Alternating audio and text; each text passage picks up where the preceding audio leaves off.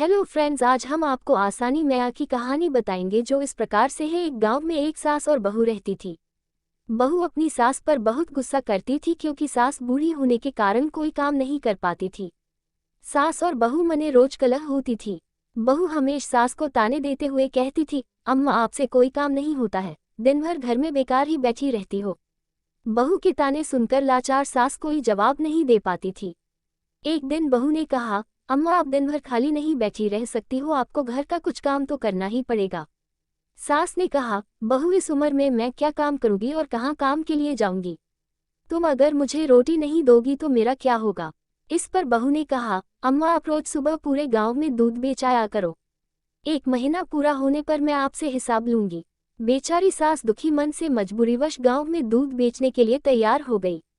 सुबह हुई तो बहू ने दूध का डिब्बा भरकर सास को थमा दिया और कहा कि जल्दी दूध बेचकर घर आ जाना। सास घर से निकली और एक पीपल के पेड़ के नीचे बैठ गई। सोचने लगी, इस बुढ़ापे में मुझे भी क्या क्या दुख झेलना पड़ रहा है। अब कैसे मैं गली गली जाकर दूध बेचूं। इतना सोचते सोचते 2-3 घंटे बीत गए। इसके बाद सास ने मन में विचार करते हुए दूध को उसी पेड़ के नीचे डालने का निर्णय लिया। सारा दूध वहीं उड़ेल कर सास घर लौट गई। बहू ने सोचा, सास सारा दूध बेचकर आ गई है, रुपए भी लिए होंगे तो कोई बात नहीं, महीने के आखिरी में हिसाब ले लूंगी। इस तरह दूध ले जाते हुए सास को 1 महीना बीत गया। अब वह दिन भी आ गया जब उसे हिसाब देना था।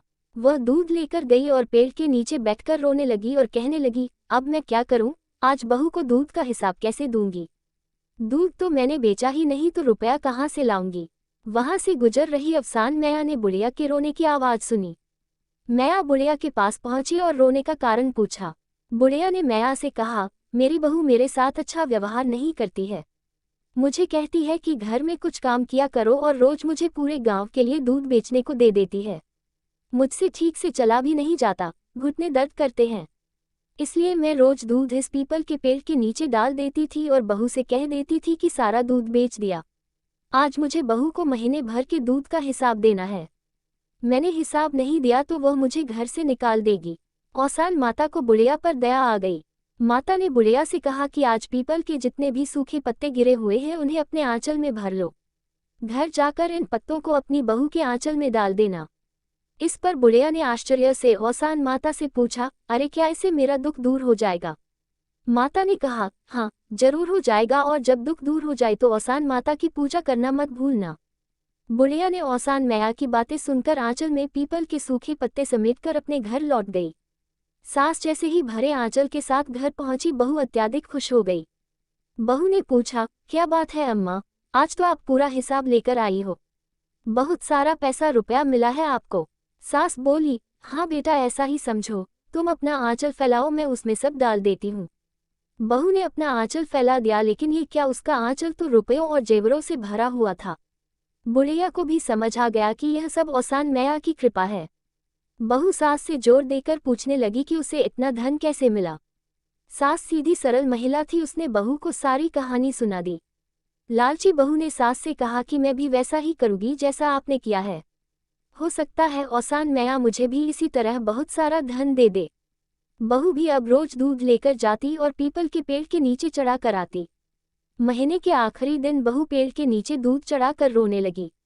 उसके रोने की आवाज सुनकर औसान माता प्रकट हुई और बहू से पूछने लगी, क्या हुआ, तुम क्यों रो रही हो। बहू ने कहा, मेरी सास मुझे बहुत परेशान करती है, कहती है दूध बेचकर रुपए लेकर आओ, तभी तुम्हें इस घर में रहने को मिलेगा। मैं तो रोज दूध यहाँ चढ़ा देती थी, आज मुझे सास को महीने का हिसाब देना है, इतने रुपए मैं कहाँ से लाऊं। औसान मैया ने बहू से कहा कि वह पीपल के सूखे पत्ते अपने आंचल में समेट कर ले जाए और आंगन में डाल दे।